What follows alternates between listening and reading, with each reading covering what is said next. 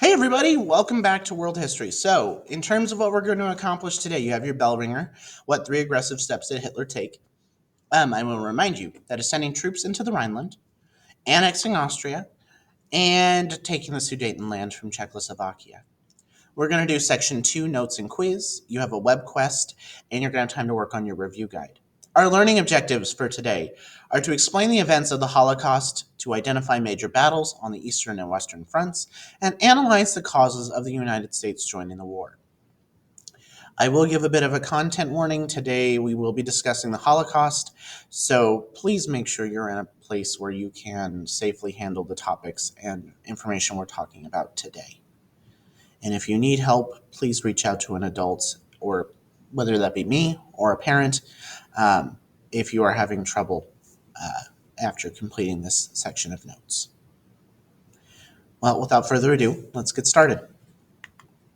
So, the Axis attacks. Again, we're literally going to pick up right where we left off last time.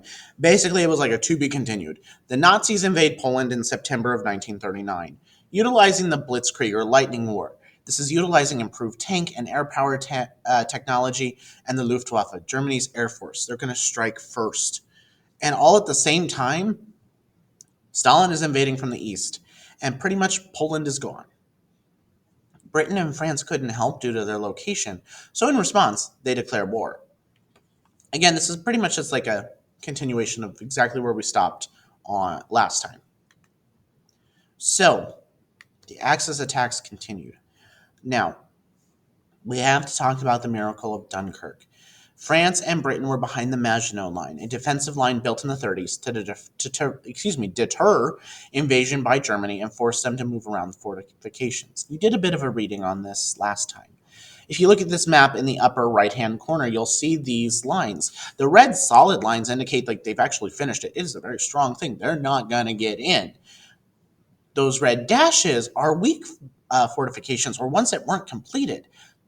So instead of going directly up against those, Germany goes up and avoids those strong fortifications and goes through Belgium and the Ardennes, that was allegedly invasion proof, and invade Germany's going to invade France through that weakened part of the Maginot Line.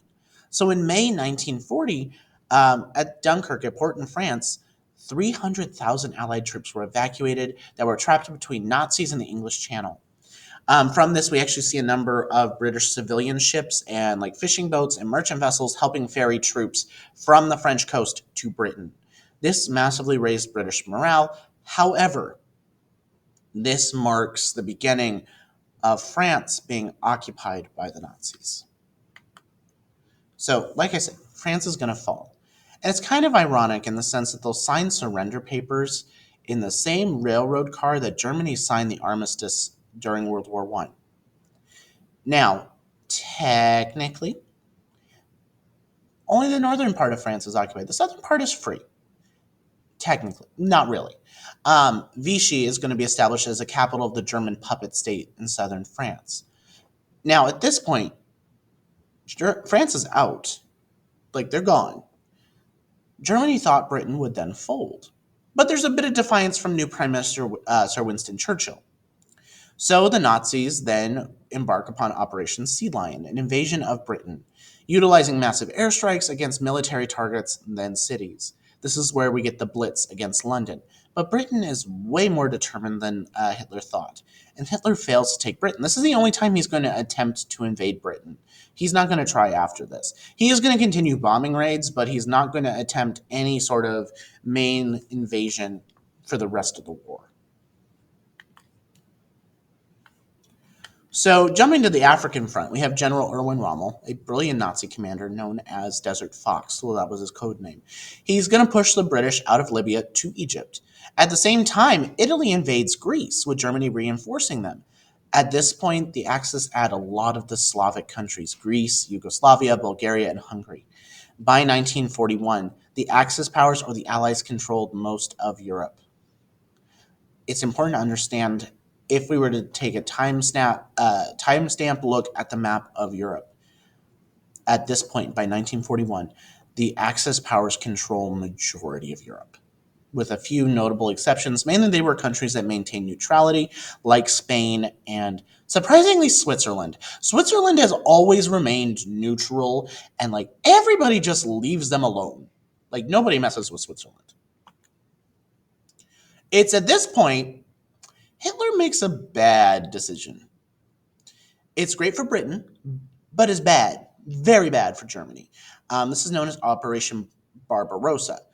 The goal was to secure natural resources for Germany to swim in the plenty and to crush communism and beat Stalin. So they betray the Soviet Union and invade.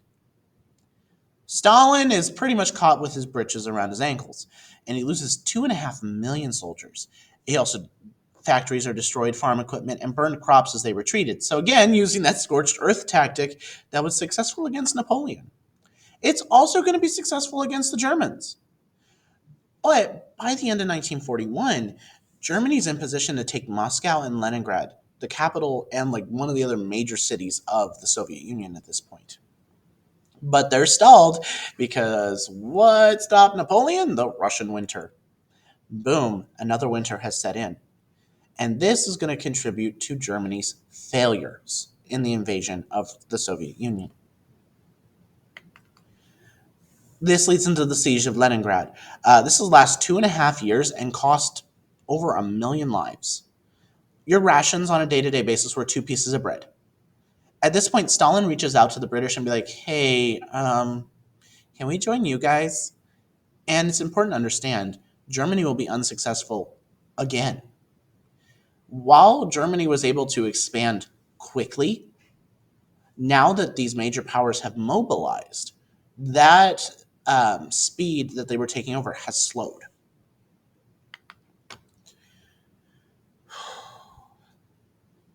So, let's talk about life under Nazi and Japanese occupation. Hitler's new order was heavily based in racial obsessions, and in the countries that he succeeded in taking over, he established puppet governments led by Aryans, those that were light skinned. And within those territories, there were economic resources to be plundered and looted. Essentially, they were there simply to be plundered for the benefit of Germany. Any resistance would be met with shootings or torture. And this is in the 30s. Starting in the 30s, concentration camps will be formed as well. These are detention centers for civilians considered enemies of the state. This is thousands of Jewish people. It's important to understand that at the beginning, the concentration camps were not death camps. They were simply labor camps. They will become death camps, but at this point, they are merely just detention centers. So it's here that the Nazis commit genocide. At this point, they send anyone that they believe to be racially inferior to the camps. This includes people of Jewish descent, Slavic descent, Roma descent, aka gypsies, members of the LGBTQ plus community, those that were disabled. Um, Anybody that was in a mental asylum was murdered immediately. And Jews will be forced into ghettos or confined to sections of the city. We've talked about that all the way back in our very first chapter. Now, in 1942, at the Wannsee Conference, high Nazi officials will decide the final solution of the Jewish problem: genocide, or the deliberate killing of a large number of people from a particular nation or ethnic group, with the aim of destroying that nation or group. This decision will result in the deaths of over 6 million people.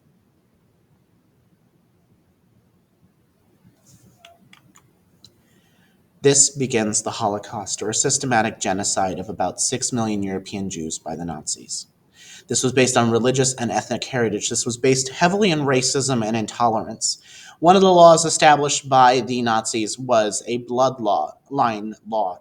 If at least one grandparent was Jewish, you were considered Jewish, even if you were not a practicing member of the Jewish faith. There were 6 main death camps established in Poland because none of the camps were in Germany. These 6, you're probably familiar with Auschwitz. That's probably the one you're most familiar with. There was also Belzec, Chełmno, Majdanek, Sobibor, and Treblinka.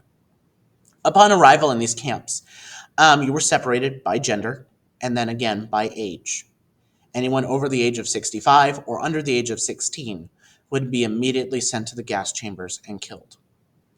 Young children would be loaded into the back of trucks that had been modified that the exhaust of those trucks would pour into the cabin and they would suffocate. Other times, if you were lucky enough not to be gassed on your first day there, you were simply worked to death in horrible conditions and you died of exposure. Or you were subject to awful medical experimentation. The web quest you're going to complete today allows you to explore that a little bit further. Now, resistance movements did form. These are the partisans. And it's also important to understand while they were there, they were easily defeated by just sheer numbers of German forces. It's also important to recognize that immigration policies prevented refuge. The United States even signed a law preventing Jewish people from fleeing to the United States. We closed our border and sent about 10,000 Jewish people back to Europe that were trying to flee the Nazis. Now, by no means is this a comprehensive study of the Holocaust, but it is important that we recognize the massive loss of human life and the actions taken by groups of people to harm others. So, moving on to the Pacific, because we haven't really talked about the Japanese much this chapter. Well, they initiated a brutal conquest with the mission to help Asians escape Western colonial rule in theory. In actuality, is to establish a brutal empire for the sole benefit of Japan. By 1942, everything on that map in red was controlled by the Japanese. So they had taken a pretty significant portion of the Pacific. Well, at this point, American involvement begins to grow. It's important to understand, though, since we passed the Neutrality Act, that prevented action. So, the United States signs the Lend-Lease Act, saying the U.S. could sell or lend war materials to any country whose defense the president deems vital to the defense of the United States, basically opening it to the arsenal of democracy. Through the Atlantic Charter, the British and the United States agreed to the final destruction of Nazi tyranny and the right of all to choose their own governments, establishing a permanent system of general security. At this point, Japan is grabbing European territory in Southeast Asia to collect things like oil, rubber, and tin. These are valuable goods to fight China. Eventually, Japan will take French Indochina and the Dutch East Indies. As a result, the U.S. banned sale of war materials, specifically iron, steel, and oil, to Japan. At this point, Japan accused the United States of attempting to interfere in its sphere of influence and begins to initiate peace talks that will reach a standstill. These peace talks are nothing more than a distraction as the Japanese plan their attack on Pearl Harbor. General Tojo Hideki launched a surprise attack on December 7th, 1941, a date that President Franklin D. Roosevelt, or FDR, calls a date which will live in infamy. This surprise attack resulted in the deaths of over 1,000 American sailors and the destruction of a third of the Pacific Fleet. Excuse me. FDR will ask Congress for a declaration of war against Japan. A few days later, on December 11th, since we declared war on their ally, Germany and Italy declared war on the United States. Now, Japanese victories at this point were temporary. At this point, they had taken the Philippines, a number of U.S.-held islands, Hong Kong, Burma, and Malaya as well. There were not many places left in the Pacific that weren't under the control of the Japanese. But they awoke a sleeping giant, and they're going to come to regret that decision.